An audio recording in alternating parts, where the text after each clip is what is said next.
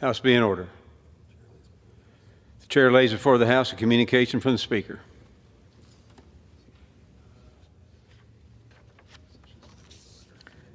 The Speaker's Rooms, Washington, D.C., May 7th, 2025.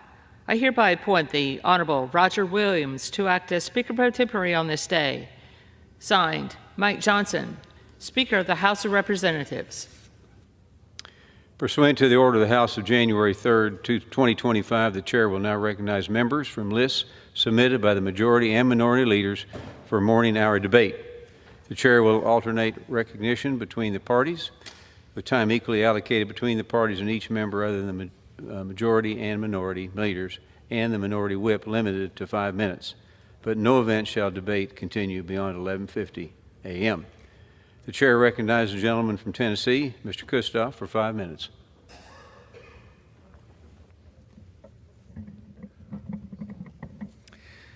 Thank you, Mr. Speaker. Mr. Speaker, I rise today to honor a lifelong Tennessean and a good friend of mine, Jim Ayers, who recently passed away on April the 1st. Throughout his life, Jim Ayers wore many hats: a loving husband and father, a successful businessman, and a generous philanthropist. Originally from rural Decatur County, which is just outside of my district, Jim's father was a lumberman and a farmer. His mother ran a fabric shop and managed duplexes. They were a family of very modest means. From an early age, Jim and his siblings learned the value of hard work, and at the age of 8, Jim decided that he was an entrepreneur. He shined shoes for 10 cents a pair and drove a tractor on the family farm.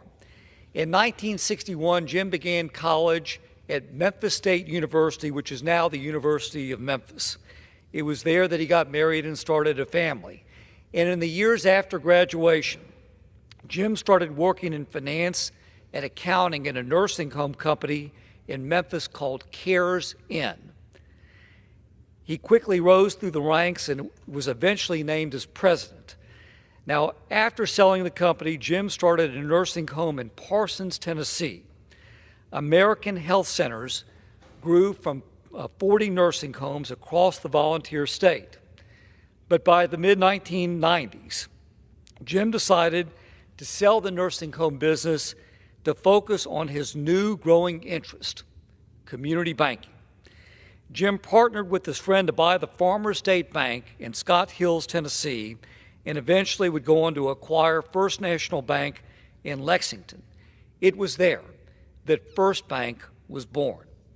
Serving as chief executive officer and before becoming executive chairman of the board, he took the bank public on the New York Stock Exchange in 2016. Today, First Bank is known across the state of Tennessee as a good bank, a good employer, and a good community partner. However, it's Jim's work outside of the office for which he will truly be remembered. Jim was a man of deep faith. He firmly believed that, to quote Scripture, "To whom much is given, much is expected." And it was in that spirit that Jim started the Ayers Foundation with the mission of giving back to Tennessee, especially to our children. For over 25 years, the Ayers Scholarship Program has supported more than 20,000 students in rural Tennessee, and to help children, the Ayers Foundation has a footprint in 33 high schools across 21 of Tennessee's rural counties. Mr. Speaker, Jim spent much of his life making sure that every child, no matter his or her financial status, should have the opportunity to receive a good education and build a good life. In addition to the scholarship program, Jim established the Ayers Institute at the Vanderbilt Ingram Cancer Center, the Jim Ayers Medical Tower at Vanderbilt University Medical Center, the Ayers Children's Hospital in Jackson, and the Ayers Institute for Teacher Learning and Innovation at Lipscomb University, among other entities. I recently spoke with Jim's good friend, former Tennessee Highway Patrol Lieutenant Joey Hargrove, who traveled all across the state with Jim for about 30 years. Joey remembers the one thing that remained constant through the years. Jim never wanted any recognition or acknowledgement for any of his good deeds. Joey told me that he learned a lot about being a good man from Jim Ayers. Whether it be a scholarship or getting treatment at a medical center, Jim never wanted you to know that it was he who made it happen. The last time I sat down with Jim and his wife Janet, who he loved and adored, was several months ago. Jim may have known that he was sick, but he didn't want that to be the topic of conversation. He wanted to focus on the future and what could be done for the community. It was never about Jim. He did everything out of the goodness of his heart and the genuine love for others. In the years to come, Jim's legacy and that of Janet will live on in the children he gifted in education, the patients he helped receive care, and the families who will never know his impact. To Janet, son John, and all the family, Roberta and I continue to think about you and wish you the best during these challenging times. Jim Ayers will be remembered for a long time in Tennessee for all the good that he did for so many people. And with that, Mr. Speaker, I'll yield back. Okay, the chair recognizes the gentleman from Illinois, Mr. Garcia, for 5 minutes.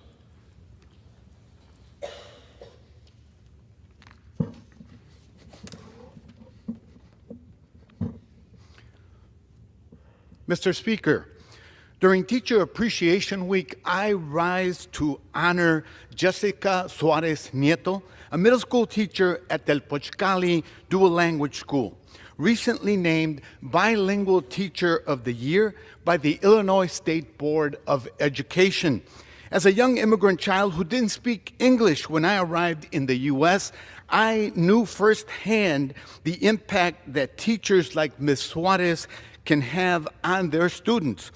Ms. Suarez is a champion of dual language education. She uses language as a bridge to connect with families, affirm cultural identities, and empower students. She helps them feel seen, heard, and confident in classrooms where they are often told to shrink or stay silent. She teaches her students more than just math. She teaches them that they matter. She gives them a voice. Ms. Suarez, thank you for being an incredible teacher, for your work and deep commitment to your students. I yield back.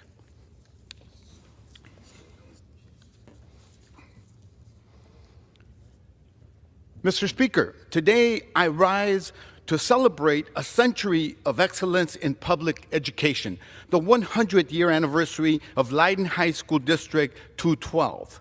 Proudly serving the western suburbs of Chicago, what began as a 2-year school in a portable building has grown into a thriving 2-campus district, East Leiden and West Leiden, now serving more than 3,300 students with over 200 dedicated teachers. Rooted in blue and gold and soaring under the banner of the Eagle, Leiden's commitment to academic and artistic excellence has inspired pride, unity, and spirit across the district's communities. True to its mission to educate, enrich, and empower, Leiden does more than reach, it uplifts. It lives by one simple, powerful motto: do what's best for the kids. Congratulations to the students, teachers, alumni, and school leaders of this century of service. Here's to the next 100. I yield back.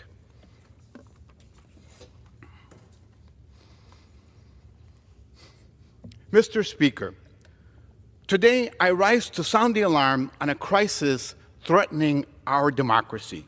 President Trump has defied a unanimous Supreme Court order blocking the return of Kilmar Abrego Garcia and instead vanishing him to prison in El Salvador without a trial, without a hearing, without a shred of justice.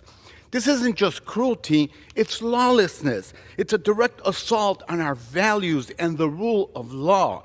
He was abducted from his home and sent to a foreign prison infamous for human rights violations. When the president defies the courts, he crosses the line into tyranny. And now he's even arresting judges whom he sees as standing in his way. When tyranny takes root, no one is safe. Today, it's immigrants with tattoos, 2-year-olds, and even children with cancer. Tomorrow, it could be anyone who falls out of favor, even Republicans who don't clap long enough.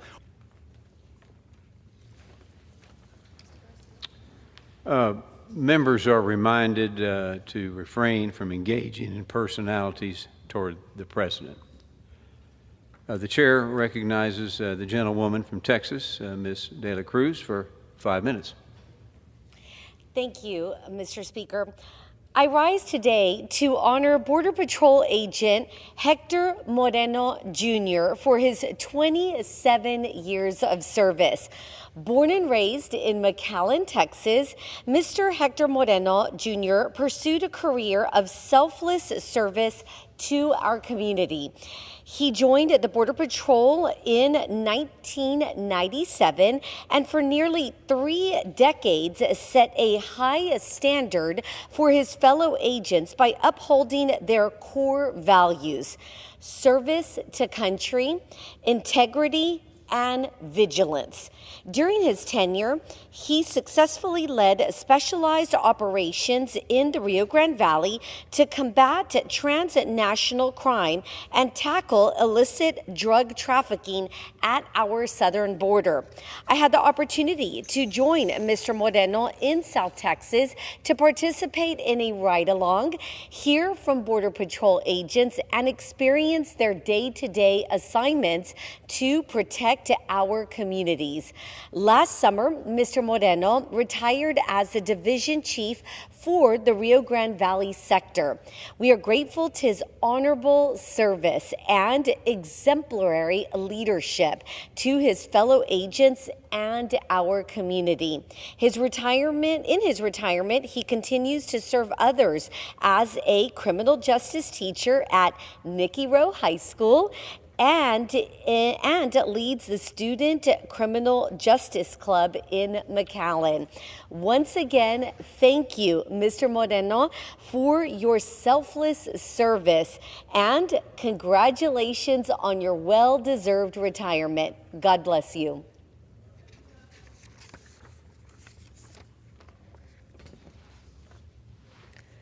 Mr. Speaker, I rise today to honor Mott's Building Materials as Texas's 15th District's Small Business of the Month. In the wake of Hurricane Beulah in 1967, Mott's Building Materials, then known as Valley Cash and Carry Building Materials, was founded to help the community rebuild from the severe damage the hurricane caused in the Rio Grande Valley. Several years later, Mott took over the company and brought Danny Smith on board to manage their various locations. At the time, Mott's was the only lumber yard and building material store to cater to the Hispanic community. Challenges were brought on throughout the decades, but the team at Mott's always stayed true to their values and dedication to faith, family, and service. 4 generations of Mott's have operated the business, and this is run by Danny's sons, Jeremy, alongside his brothers.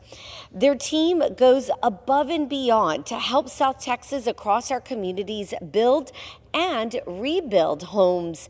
By providing high-quality service and building materials, the family-owned small business has become an integral part of our South Texas community.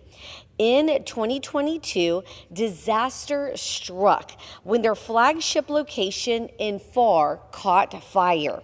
Their physical store was lost, but their commitment to community was strong. Through unwavering faith and teamwork, their service to the community was able to resume as the team rebuilt their Pharr location. Today, their commitment to community lives on. Following this devastating flooding in South Texas earlier this year, the team immediately launched a flood relief program to help those who are rebuilding from the flood damage, just like they did over 50 years ago. Through faith and hard work, no challenge is impossible to overcome. And we are so grateful to have businesses like theirs in South Texas. To the team at Mott's, thank you for all you do for our community, for South Texas, and for our state. Again, thank you, and I yield back.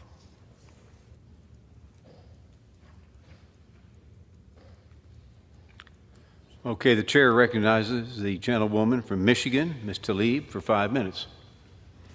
As the chair of the Congressional Mamas Caucus and a mother of 2 incredible boys, I rise today to celebrate Mother's Day. I want to recognize the strength and love that mothers bring to our families and our neighborhoods, yet too often mothers are left behind in this chamber. In the richest country in the world, Mr. Speaker, no mother should worry about feeding her children or affording basic care. Ending child poverty is a policy choice. I introduced the End Child Poverty Act to provide universal child benefit for every child in our country and cut child poverty by 60%. Paid leave, affordable child care, and universal school meals should be guaranteed, not privileges. I also introduced and helped co-sponsor the Black Maternal Health Momnibus Act to ensure that all mothers are safe, respected, and supported. We know that Black women are 3 times more likely to die from pregnancy-related causes. This week, I'm proud that the Congressional Mamas Caucus are launching Mamas for Medicaid. As we see, again, many folks in this chamber cutting a lifeline for so many mothers and families across our country.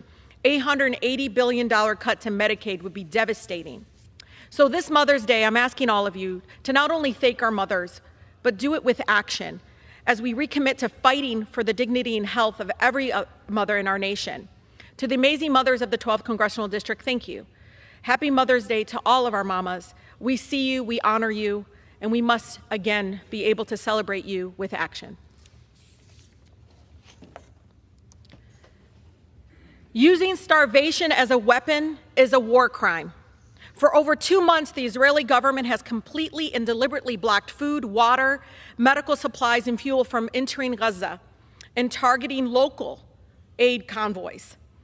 At least over 57 Palestinians, including children, have already starved to death. Over 9,000 children are already experiencing malnutrition. Palestinians have been forced to eat grass, dirty flour, and animal feed just to survive, while thousands of trucks carrying food and life-saving aid have sat blocked at the border because of the Israeli government. Palestinians deserve to live. Instead of agreeing to the offered ceasefire and release of all hostages, war criminal Netanyahu announced his plans to forcibly expel and ethnically cleanse the entire Palestinian population and to flatten and annex Gaza. This was always the plan. And I'm waiting for my colleagues in this chamber to call it out. Our country is an accomplice in this genocide, and the world is letting it happen. The only path to make it stop is an arms embargo. Americans overwhelmingly support it. We should listen to our residents and save lives now. Silence here on starvation is supporting this war crime. From the university president to its Board of Regents, from the State Attorney General to the White House, the University of Michigan students and faculty exercising their rights to speak out against genocide have been under attack from all sides. From selective prosecutions to the eight faculty members being fired for attending protests. The university has damaged its reputation while putting its full weight into suppressing speech and First Amendment rights. But their courageous solidarity movement has been undaunted, and this past week has offered a ray of hope that the Constitution still applies on campus, Mr. Speaker. It doesn't end when you enter a campus. First, the university president responsible for suppressing student rights, gutting DEI, and rolling over for the Trump administration resigned and fled to another state. Then the Attorney General in Michigan was forced to drop felony charges against campus protesters before a judge could rule on whether to remove her from the cases due to bias. This coordinated smear campaign is especially outrageous and egregious as Michigan prides.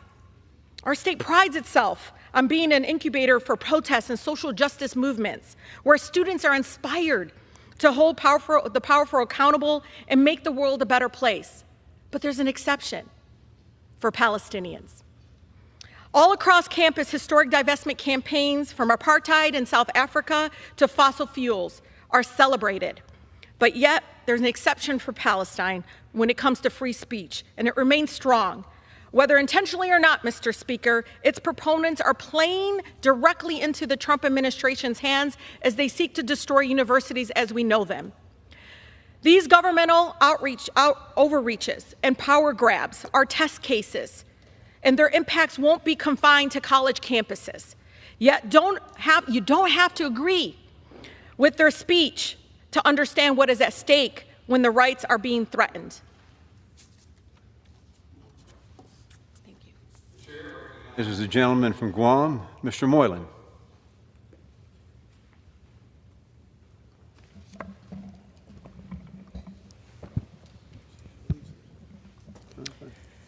Mr. Speaker, I rise today to celebrate National Teachers Week and to express my deepest gratitude to the dedicated and hardworking educators who shape the minds and futures of our next generation. Teachers are the heart of our schools and the soul of our communities.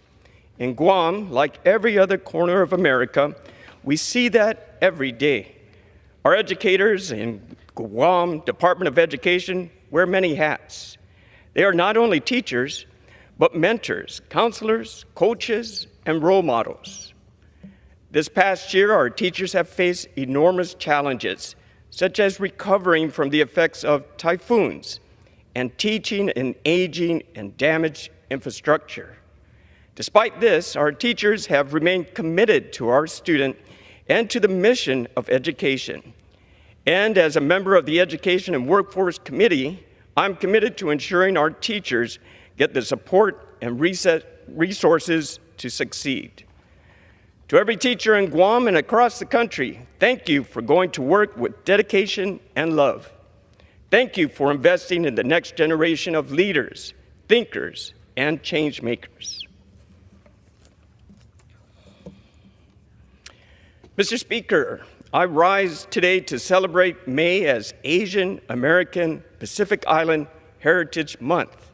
This month, we honor the cultures, histories, and contributions of AAPI communities across the United States, and especially in places like my district of Guam.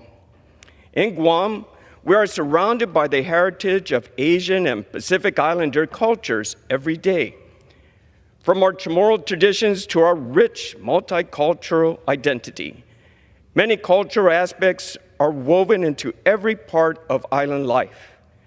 From language and family to service and to resilience, Guam's people have answered our nation's call in times of war and peace, contributed to our economy, enriched our culture, and stood as a strategic cornerstone in the Pacific.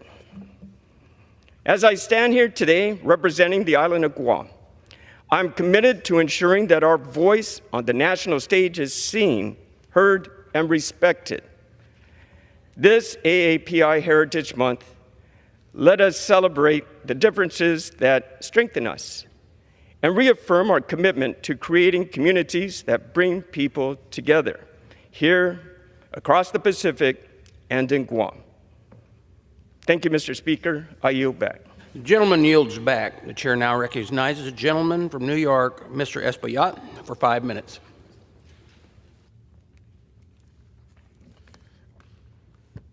Thank you, Mr. Speaker. I rise today in opposition to the Trump administration's illegal power grabs. Through executive orders, the Trump administration continues to circumvent Congress and violate the checks and balances of our three branches of government. he also continues to ignore court orders, including from the highest court in the land, the U.S. Supreme Court, inching every day closer and closer to a constitutional crisis. Mr. Speaker, in addition, Senate and House Republicans have made it clear time and time again that they have no interest in holding the president accountable to the American people and the Constitution of the United States of America, leaving the judicial branches of government as our strongest tool, leaving the courts as our only hope. Within hours of taking office, President Trump issued an executive order that would have unlawfully denied birthright citizenship, which is guaranteed to everyone born in America by the 14th Amendment. He did this although this principle has been affirmed by the courts on numerous occasions. Currently, the courts have halted this executive order, citing how unconstitutional it is. More than 200 Democrats filed an amicus brief against this executive order when it was challenged in court. This attempt has been successfully halted. In February, over a dozen religious organizations filed a lawsuit. These organizations sued the Homeland Security Administration, rescinded guidance that would prevent immigration enforcement in sensitive locations like schools, hospitals, and houses of worship. Let's get this. You could be praying at a church or in a synagogue, in a temple, and immigration enforcement could bust in as you pray to your God to arrest somebody. They try to implement this aggressive practice, and yet people have gone to the courts for relief. This echoes my own bill, H.R. 1061, Protective Sensitive Locations Act, which will codify the Biden-era guidance. More than 70 of our Democratic colleagues have joined to support this legislation. Democrats have been hard working to support ongoing legal cases by joining our amicus brief. When the Trump administration tried to dismantle the Consumer Financial Protection Bureau, the agency that provides relief to consumers, 200 Democrats filed an amicus brief when it went to court. The amicus brief was cited by the judge in its decision, pausing the dismantling of this important bureau. Mr. Speaker, after one of Trump's latest crackdown on scientific research and universities, Harvard filed a lawsuit against the administration, arguing that its freezing of research funding is unconstitutional and flatly unlawful. Although undocumented families and small businesses were explicitly encouraged for decades by government and legal counsel to come forward out of the darkness and pay their taxes through their ITIN numbers, the Trump administration is now trying to target this data to carry out his mass deportation plan. This is not just an immigration issue. This is a privacy issue. Taxpayer privacy is key to our democracy. That's why, as chair of the Congressional Hispanic Caucus, I led the CHC in an amicus brief on this legislation. More than 100 Democrats have signed in. It is clear through his action and his words that President Trump has no interest in upholding the Constitution and granting every American due process that they are owed. There has been a long-standing tradition of underrepresented communities resorting to the judicial system when all else has failed to hold larger, richer, and more powerful entities accountable. We must continue the fight to uphold the right to due process. We must fight to continue to hold the Trump administration accountable. We must preserve our systems of checks and balances. Not to do so would damage the balance of power and permanently fracture our democracy. Mr. Speaker, I yield back.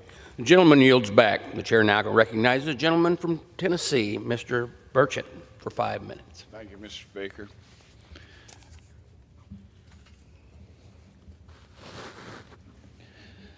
Mr. Speaker, I rise today to honor Devin Martin and his coach, Tommy Eggleston. Both Devin and Coach Eggleston have left an incredible lasting mark, not only on West High School basketball, but also on the entire community. Devin is a heck of a ball player, Mr. Speaker, and this year he earned as Player of the Year for the District 4A, averaging a double-double while being a key leader in the locker room. As Devin heads off to college to continue his career, Mr. Speaker, please join me in wishing him good luck. Coach Tommy Eggleston joined West High School's faculty as coaching staff in 2011 and has always been a role model and a tremendous leader for students at West High School. I've seen it firsthand, Mr. Speaker. This past year, he's promoted to be the head coach of the basketball team. In his first season, Mr. Speaker, he led his young men to a 21-4 record, finishing second in the district. Devin and Coach Egg, on behalf of all the members in this chamber, congratulations, and I wish you all the best of luck in the future, and I can't wait to see what each of you achieve.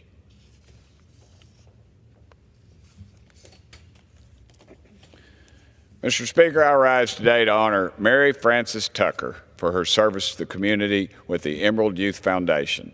Emerald Youth Foundation is a Christian ministry that has served young people in Knoxville for over 30 years, offering ministry mentorship and fellowship. The organization under Ms. Tucker's board leadership serves over 3,000 young people each year in urban Knoxville. Mary Frances Tucker has dedicated her life to Christ and serving the least amongst us. Her devotion to serving children in Knoxville started with raising 4 amazing children, along with her late husband, Guy Tucker.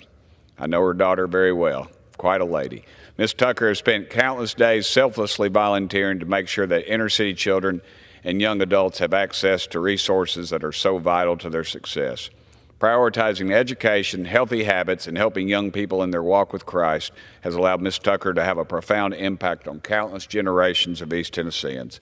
I have no doubt that every person who has been and continues to be touched by Mary Frances Tucker will go on to achieve great things and, most importantly, good stewards of Jesus.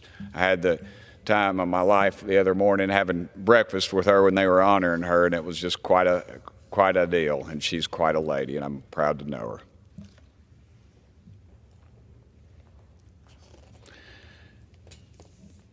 I'm going to change sides here real quick, Mr. Speaker. I want to honor a good friend of mine, and I'm honored to honor him today. He's a great Tennessean. It's my buddy Miles Mentzer, who is finally retiring after 5 decades of hard work in East Tennessee, but I'm sure he will continue to be a thorn in my side, Mr. Speaker. Miles has worked his tail off for 54 years and started working for his father when he was only 9 years old for Mentzer's Tree Service in Knoxville, Tennessee. Miles eventually took over his father's beloved business, turning it into one of the most successful tree services in East Tennessee. If you know anything about Miles, you know the impact that he has had on a room when he walks in.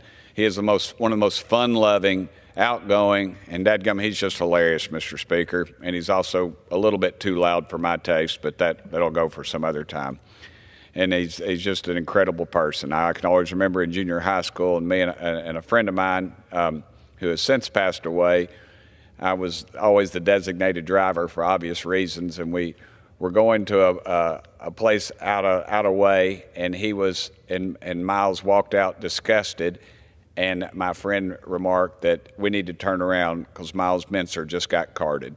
So he's been quite a friend of mine since then, and please join me in congratulating Miles on 54 years of hard work and dedication to his community in East Tennessee. I know, Miles, you'll enjoy having more time to spend with your amazing children and grandchildren, and I'm sure you will continue to be a thorn in my side. And I'm proud to call you a friend, brother.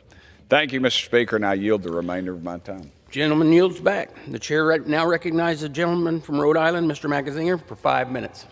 Mr. Speaker, I rise for the 6th time to call for the Trump administration to restore funding for life-saving food aid for malnourished children. It's been 2 months since Congress passed and President Trump signed a funding bill for fiscal year 25.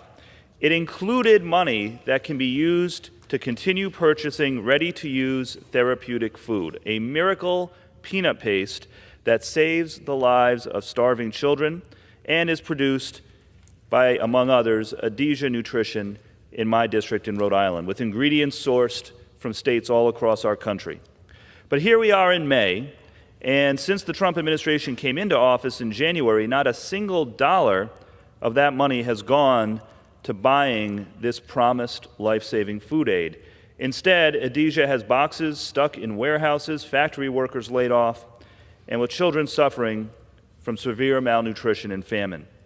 This is food that has already been paid for by the American taxpayers that could be used to feed starving children who are victims of war and famine, but instead sits in a warehouse benefiting no one. We need the funding that this Congress provided to go through now because starving children can't wait. And to make matters worse, the administration's fiscal year 26 so-called skinny budget completely eliminates funding for the Food for Peace program, a bipartisan program that is the main source of funding for food assistance to combat hunger and malnutrition, while also supporting America's farmers and agriculture industry. We must reject that plan and continue to fund Food for Peace. In the meantime, though, this is urgent. For fiscal 25, the funding has already been appropriated. It has been approved. It has been signed by the President.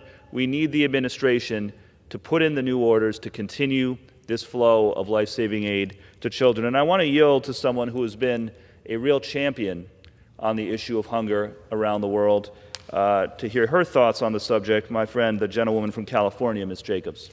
Well, thank you, Congressman Magaziner, for championing this issue and fighting to address the malnutrition of millions of children around the world. Every year, about 45 million young children worldwide suffer from severe malnutrition. That's about 1 in every 3 children under 5 years old. And tragically, about 1 to 2 million of those children will die. Nutrition during that time is incredibly important for long-term development. It's what powers kids to grow taller, get stronger, develop their brains, and have a stronger immune system. And if kids don't get the nutrition they need during this time, it literally has generational consequences. But thankfully, as Congressman Magaziner has highlighted, we have a proven treatment to save the lives of malnourished children, ready-to-use therapeutic food, or RUTF. RUTF is the go-to treatment for malnutrition in hard-to-reach areas and emergencies because it doesn't require refrigeration, preparation, or any training to deliver. It's nutrient-rich, delivering essential nutrients and calories so people can recover from malnutrition quickly. I worked at UNICEF. I have seen firsthand the power of these life-saving treatments. I've seen that they work. I've seen how fast kids can bounce back and recover. I've seen that U.S. funding and U.S. assistance makes a difference. But unfortunately, President Trump has eliminated countless assistance programs that have kept children alive. His administration hasn't placed new orders for RUTFs at Adesia Nutrition in Rhode Island, causing production to almost stop. We already knew that the promises of waivers for emergency food assistance were lies, and now we have further proof. Starving children shouldn't be political pawns, and their futures shouldn't be toyed with. So here's my message to the Trump administration. Do the right thing. Restore funding for emergency food assistance and help save the lives of children around the world. Thank you. I yield back, Mr. Magaziner. Thank you very much again to Ms. Jacobs for her long body of work championing children around the world, and particularly on the issue of malnutrition. And I will continue to stand in this chamber every day we are in session and speak on this topic until funding for RUTF is restored. And with that, I yield back. Gentleman yields back. The chair now recognizes a gentleman from Massachusetts, Mr. Auchincloss, for 5 minutes. Mr. Speaker, I rise today to advocate against the funding cuts to the Medicaid program that have been proposed for consideration during the budget reconciliation process. Specifically, the Energy and Commerce Committee, of which I am a member, has been tasked with cutting $880 billion of federal spending across the health care programs it oversees, a vast majority of which supports Medicaid. Cutting this program will be used in service of tax cuts for people who don't need tax cuts and will be devastating to children and families who do need the health care. As we discuss cuts to this program, we must not forget the people behind these numbers. As such, I would like to highlight one Massachusetts family today. I will be reading a poem entitled The Mathematics of Mercy, written by Betsy Johnson. Betsy is an autism educator with the ARC of Massachusetts and a mother of 2 young adult children with autism and other intellectual disabilities. They rely on Medicaid. She shared this poem with me to highlight the importance of Medicaid for her family and all families who care for loved ones with disabilities. It speaks more powerfully than any amount of budgetary debate. The Mathematics of Mercy. A direct care worker holds someone's universe for $16 an hour, lifts world, bathes dignity back into being, her hands trembling now as she reads the letter saying her client's hours are cut, knowing some bodies can't survive on spreadsheet logic. They speak of cuts in marble rooms, voices that have never whispered, "Your therapy isn't medically necessary," to a nonverbal child who just learned to make sounds like morning birds. In living rooms turned sacred spaces, therapists pack up their tools of possibility, weighted vests, sensory brushes, pieces of someone's future, now deemed too expensive by men who've never seen how a body learns to trust itself, one careful touch at a time. Listen to power chairs going still, to screens falling dark in throats that borrow them for voice, to support workers saying goodbye to people who stopped being clients, somewhere between the first smile and the last hug, while offshore accounts grow fat on the mathematics of suffering. This is how a nation bleeds, not on battlefields but in group homes, not from enemy fire but from funding gaps, where independence becomes too expensive, where institution beds cost less than community care. In the halls of power, they call this fiscal responsibility, as if responsibility means telling a mother her daughter can no longer see the therapist who taught her how to speak, as if America means pricing dignity like a luxury good. Every denial letter bears a signature of someone who's never watched a child take their first steps at 12, never seen the light in eyes when words finally come, never felt the weight of a family's hopes balanced against the coldness of cost. Yet in these rooms where care persists, where love defies their calculations, we piece together what they tear apart like a quilt of borrowed time, with midnight shifts and morning prayers, hands that hold when budgets say let go. Here in this web of grace we weave because what flows through us is stronger than their ledgers and our stubborn refusal to let spreadsheets tell us what a life is worth. Again, this comes from Betsy Johnson, an autism educator with the ARC of Massachusetts. Mr. Speaker, I yield back. The gentleman yields back. The chair now recognizes a gentleman from Connecticut, Mr. Larson, for 5 minutes. Thank you, Mr. Speaker. I rise today to address the nation's #1 anti-poverty program for the elderly and the nation's #1 anti-poverty program for children. Mr. Speaker, as you know, I'm talking about Social Security. More alarming, Mr. Speaker, is that it's been more than 50 years since Congress has enhanced Social Security for the citizens of this great country. What does that mean?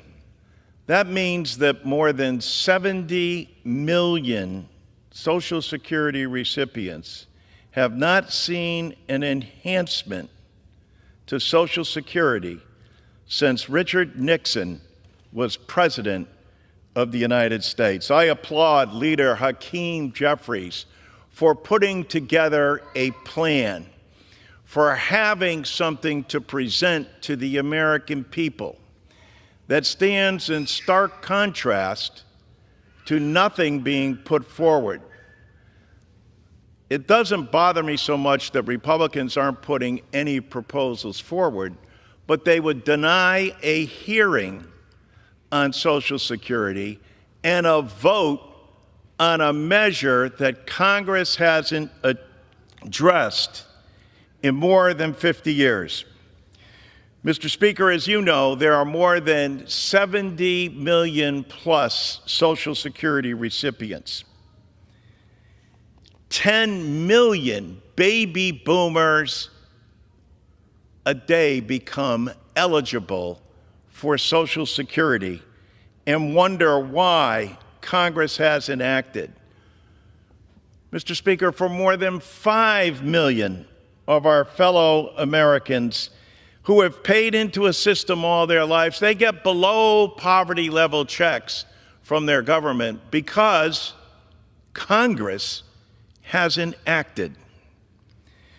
Mr. Speaker, there are more than 35 million people who, for them, this is the only pension that they will receive, and Congress hasn't responded. Again, I applaud Mr. Jeffries for saying, yes, what we need is an across-the-board increase for everyone on Social Security. We need to repeal the provision, as Mr. Jeffries has laid out, to have people who continue to work after they retire not have their Social Security taxed. That is part of the Democratic plan, along with making sure that no one can retire into poverty and lifting the more than 5 million people who get below poverty level checks out of poverty. Mr. Speaker, I know you know this, but in Illinois' 12th congressional district, there are more than 179,000 Social Security recipients. 131 of them are retirees. 21,000 are disabled. 9,000 plus widows, 4,000 plus spouses, 12,000 children who haven't seen an increase in more than 50 years. It is long overdue for Congress to take action. I plead with you, Mr. Speaker, to join us and to encourage Republican leadership minimally to have a hearing on this. And if you got a better plan, by all means, put it forward. But at least let the plan that Hakeem Jeffries has put forward have a vote. If you disagree with it, that's fine. It's America. It's a democracy. Vote against it. But why shouldn't Congress vote on making sure that Illinois' 12th congressional district sees an increase they haven't seen in more than 50 years, as well as the 1st congressional district in the state of Connecticut, and for all 535 congressional districts where individuals have not seen an increase, especially during these inflationary times. And for a party that used to pride itself on entrepreneurialism and capitalism, imagine this is the safety net for capitalism and entrepreneurialism. Where's the money spent in Illinois' 12th congressional district? Right back in the local economy to the stores, the pharmacies, etc. Thank you, Mr. Speaker, and I yield back. Gentleman yields back. The chair now recognizes the gentleman from California, Mr. Costa, for 5 minutes. Unanimous consent to advise and extend my remarks. Without objection. Mr. Speaker, at a time when Americans are struggling to afford groceries, housing, and gas, Congress should be focused on lowering the cost of living that Americans care most about, not renaming bodies of water. As Sergeant Friday used to say on the show Dragnet, just the facts, ma'am. Well, the facts during the first 100 days of Mr. Trump's administration are the following. The economy has shrunk. Stock market has taken a hit. 401ks that are critical for a majority of Americans' retirement have declined. And there has been a launch of a trade war that could cost the average family in America over $4,900 a year this year alone, with no trade agreements in sight, threatening a recession. Rather than offering solutions, my Republican friends are at this time wasting this valuable efforts on the floor by renaming the Gulf of Mexico. The Gulf of America Act I think, is an absurd bill. It's political theater. The Gulf of Mexico has held that name for over 500 years. Spanish explorers from Spain charted these waters hundreds of years before the United States ever existed. Let's call this bill for what it is, a vanity project. My constituents in California's San Joaquin Valley aren't asking me about the Gulf of Mexico. They're asking me about their health care, reducing inflation, and in investing in our communities. That's what they care most about. Congress must focus on what really matters: passing a budget, getting a farm bill done, and delivering on the priorities that American people sent us here to do. If this is the best my Republican friends in the majority can do, it's no wonder that the American people are fed up with Congress and our numbers are so low. Enough with political stunts. The American people deserve better. We must work together in a bipartisan effort. Mr. Speaker, on Sunday, we will celebrate Mother's Day. Throughout our country, families and friends will gather together to recognize and pay tribute to this important day. But the reality is, I think for all of us, every mother, every day should be Mother's Day.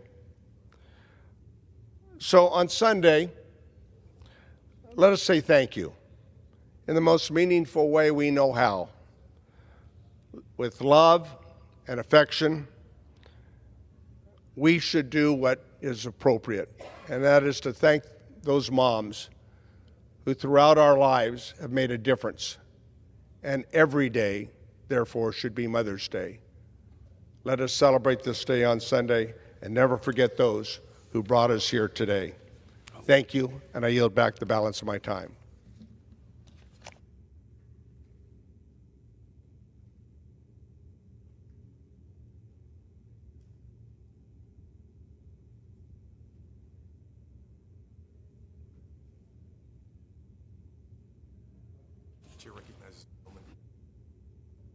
Chair now recognizes a gentleman from New Jersey, Mr.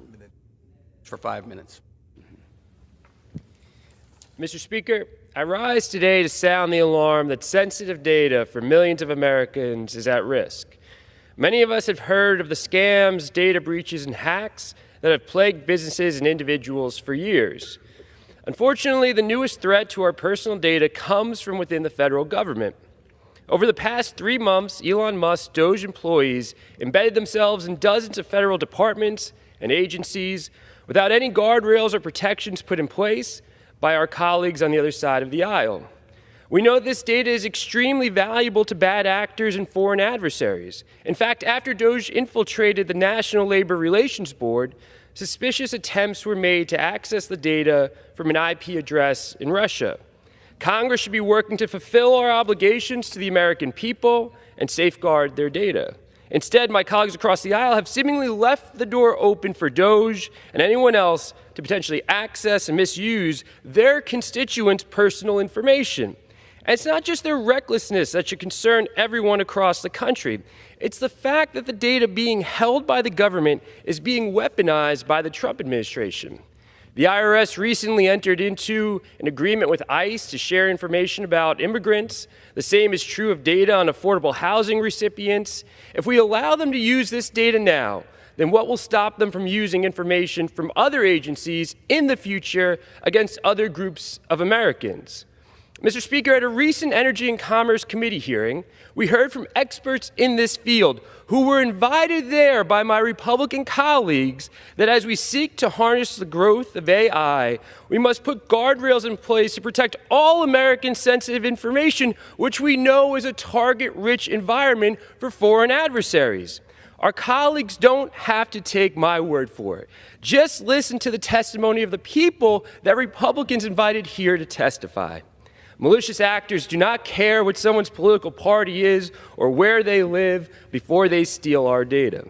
Our response to this threat should be bipartisan. I urge all of my colleagues to stand alongside House Democrats in calling upon the Trump administration, the Office of Management and Budget, and DOJ to clarify what actions they are taking to safeguard the most sensitive taxpayer data that exists on our federal systems. If they don't act, then we should here in Congress. Thank you, and I yield back. The gentleman yields back. Pursuant to Clause 12A of Rule 1, the chair declares the House in recess until noon today.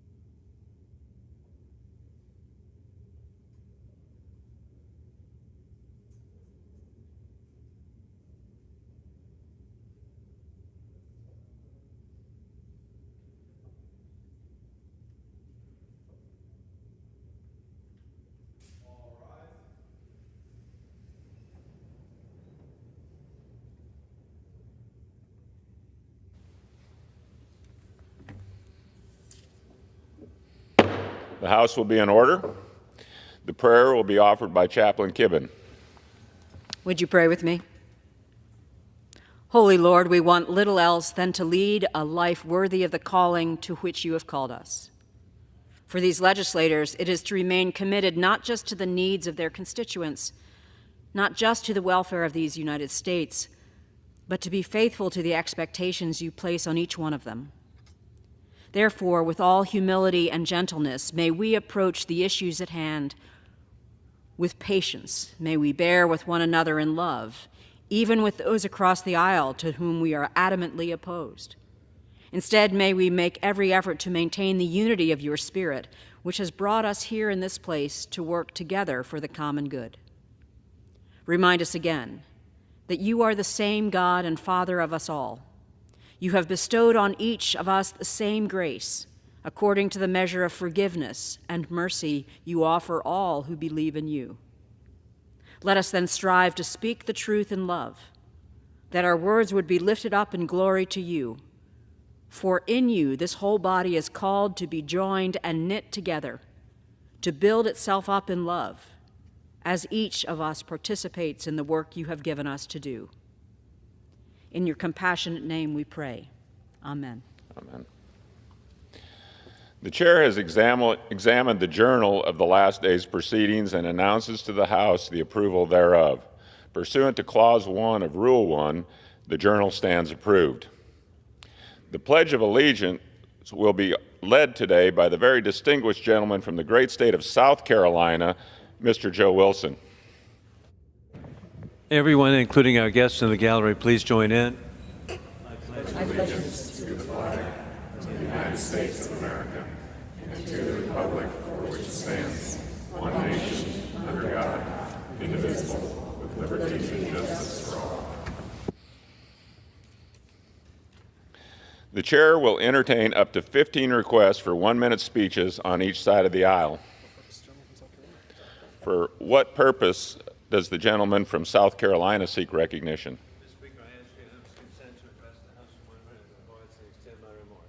Without objection, the gentleman is recognized for 1 minute. Thank you, Mr. Speaker. Small businesses create jobs as the backbone of the American workforce and account for nearly half of the American private sector jobs. Small businesses come in many forms. America recognizes this as National Small Business Week, and the contributions this sector adds to the strength of America. There are nearly 35 million small businesses in America, employing 59 million people. The National Federation of Independent Business, NFIB, along with local chambers of commerce, with AmChams, and with industry associations such as the Asian American Hotel Owners of America and Home Builders, make a difference. In conclusion, God bless our troops as the global war on terrorism continues. Open borders for dictators puts all Americans at risk of more 9/11 attacks imminent, as warned by the FBI. Trump is reinstituting existing laws to protect American families with peace through strength, revealing war criminal Putin lies as patriots of Georgia in Tbilisi demonstrate expressing appreciation of Congress supporting fair elections with the courageous President Salome Zurishvili. I yield back. Gentleman yields back. For what purpose does the gentlewoman from Pennsylvania seek recognition? Mr. Speaker, I ask unanimous consent to address the House for 1 minute and to revise and extend my remarks. Without objection, the gentlewoman is recognized for 1 minute. Thank you, Mr. Speaker. Hunger is an all-consuming pain. Many of us are lucky never to have known that pain. Yet in my district alone, nearly 25,000 households rely on food assistance to stave off hunger. SNAP feeds seniors who live alone, children without nutrients to grow, and families who work hard every day, but it's still not enough. Now Republicans sadly want to cut SNAP in order to subsidize another tax break for the rich, a move that could increase household for grocery bills by $175 a month or nearly $2,000 a year. Our common humanity should be enough to block this cut. Sadly, it seems it is not for too many of my colleagues. So I raise another argument. SNAP dollars flow directly into our economy, into local businesses, into farms.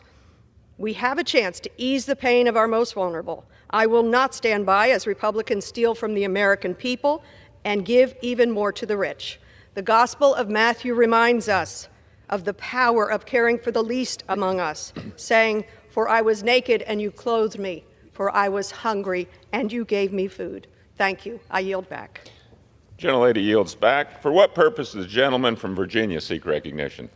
I ask to unanimously consent to address the House for 1 minute and to revise the extent of my remarks. Without objection, the gentleman is recognized for 1 minute. Mr. Speaker, I rise to recognize a good and selfless neighbor in Virginia's 5th Congressional District, my friend Rick Grizzell from Goochland County, Virginia. After Hurricane Helene swept through the Carolinas, Tennessee, and Virginia last year, Virginians across the Commonwealth answered the call. Rick formed a team of Virginians in conjunction with Goochland County Tea Party to collect donations and take them to folks in need. They collected and delivered tents, propane tanks, sleeping bags, winter clothes, heaters, food and water, and much more. As recently as last week, Rick received a call on Monday and delivered supplies on Tuesday. Rick and his team saved lives with his work, and I'm extremely privileged to recognize a hero like Rick Grizzell. And with that, I yield back. Gentleman yields back. For what purpose does the gentleman from California seek recognition? Mr. Speaker, to address the body for 1 minute without objection. Without objection, the gentleman is recognized for 1 minute.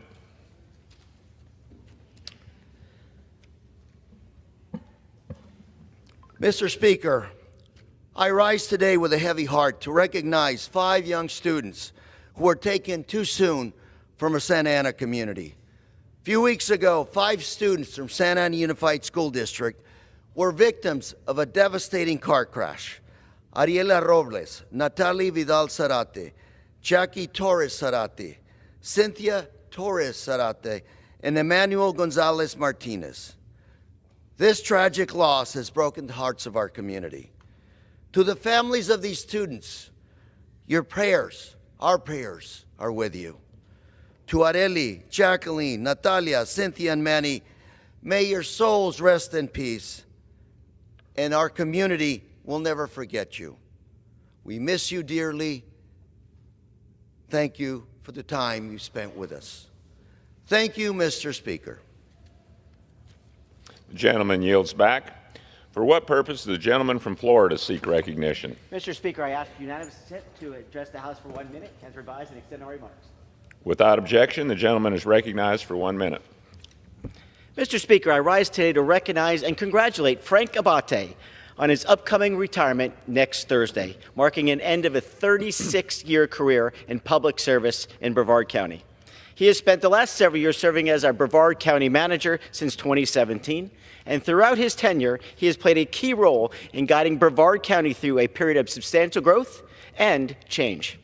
His steady leadership helped preserve the unique character of our community while meeting the evolving needs of our residents. As he prepares to close this chapter, I want to thank Frank for his dedicated service to Brevard County. Congratulations, Frank, on your well-earned retirement. And I yield back.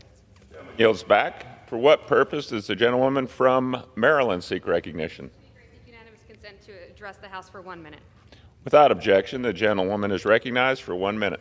Thank you, Mr. Speaker. I stand here on the House floor as an American proudly and profoundly shaped by the wonder and joy of public television. Mr. Rogers taught us how to be a good neighbor. Bill Nye inspired us to ask questions and never give up on the search for discovery. Sesame Street taught us how to read and count while instilling values of sharing and empathy. Mr. Speaker, we'd be hard-pressed to find an American in this nation whose childhood wasn't profoundly shaped by the magic of public television, because for over 50 years, PBS has brought our kids educational, inspiring, and commercial-free media. But last week, the Trump administration issued an executive order slashing federal funding to NPR and PBS, meaning that smaller stations would lose nearly half of their funding and pose an existential threat to the future of this media. I would contend that the values that PBS taught us all are exactly the values we need in this moment and the values we could use right here in this chamber. How to think critically, how to care for the earth and one another with respect and dignity, how to count votes, how to resolve our differences with manners and empathy, all of which is why I continue to push for the reinstatement of these funds so that future generations can benefit as I did. I'll be fighting for viewers like you. Thank you, Mr. Speaker. Gentlelady yields back. For what purpose does the distinguished gentleman from Pennsylvania seek recognition? Mr. Speaker, I request unanimous consent to address the House for 1 minute and to revise and extend my remarks. Without objection, the gentleman is recognized for 1 minute. Mr. Speaker, I rise today in recognition of National Correctional Officers Week. In 1984, President Ronald Reagan designated the first full week of May to honor correctional officers, calling them, quote, a vital component of the field of corrections, end quote. Correctional officers carry out one of the most difficult and dangerous jobs in public service, maintaining the custody, safety, and well-being of inmates in our prisons and our jails. Pennsylvania's 15th Congressional District is home to 3 such Bureau prison facilities: FCI McKean, FCC Allenwood, and USP Lewisburg. Throughout my time in Congress, I've worked closely with the correctional officers at these facilities to find solutions in addressing the BOP's biggest obstacles. That includes addressing chronic staffing shortages plaguing these and other facilities nationwide. Mr. Speaker, correctional officers serve with professionalism and courage. As we recognize these important law enforcement officers this week, I remain committed to resolving these challenges to protect those who protect our communities. They deserve our full support, and I thank all correctional officers for their service. Thank you, Mr. Speaker, and I yield back the balance of my time. The gentleman yields back. For what purpose does the distinguished gentleman from North Carolina seek recognition? Mr. Speaker, I ask for unanimous consent to address the House for 1 minute to revise and extend. Without objection, the gentleman is recognized for 1 minute. Mr. Speaker, I rise to honor the life and legacy of Troy Wendell Pate, Jr. of Goldsboro, North Carolina, who passed at the age of 94. Mr. Pate was a United States Navy veteran of the Korean War and a lifelong banker and a dedicated community servant. After a distinguished career as the CEO of East Coast Savings Bank, he devoted his time to enhancing education, fostering economic development, and strengthening military relations in Wayne County. He served as the trustee and the chair at East Carolina University and was instrumental in helping to bring the Brody School of Medicine into the East.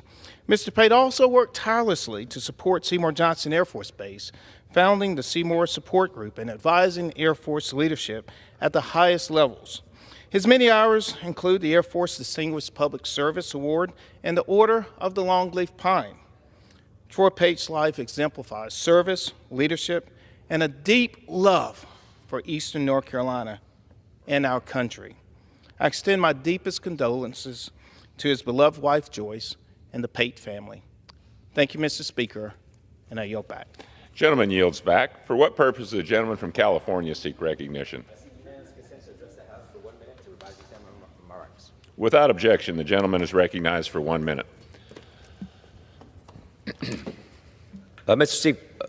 Speaker, I rise today to honor a cherished institution in my district, Smith's Bakery, located in Bakersfield, California.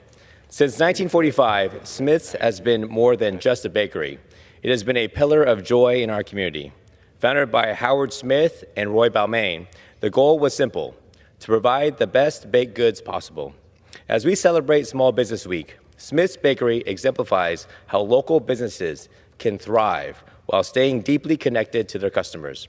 A key part of their success is Jim Balmain, son of co-founder Roy, who, along with his wife Jackie, took over in 1985, ensuring the bakery's continued legacy.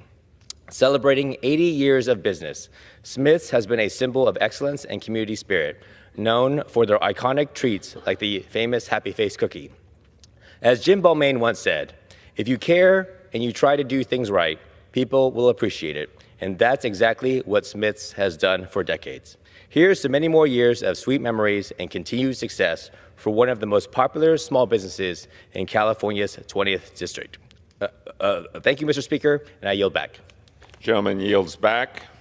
The chair lays before the House a communication. The Honorable, the Speaker, House of Representatives, sir. Pursuant to the permission granted in Clause 2H of Rule 2 of the Rules of the U.S. House of Representatives, the clerk received the following message from the Secretary of the Senate on May 7, 2025 at 11:07 a.m. that the Senate agreed to Senate Concurrent Resolution 12, that the Senate passed without amendment House Joint Resolution 61. Signed sincerely, Kevin F. McCumber, Clerk.